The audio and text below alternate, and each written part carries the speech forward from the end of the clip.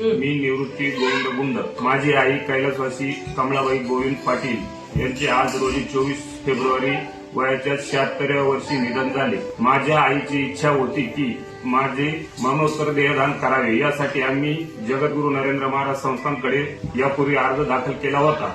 आमचे जगद्गुरू रामानंदाचार्य स्वामी नरेंद्राचार्य महाराज यांच्या प्रेरणेतून माझ्या आईचे 84व्या देहदान आहे।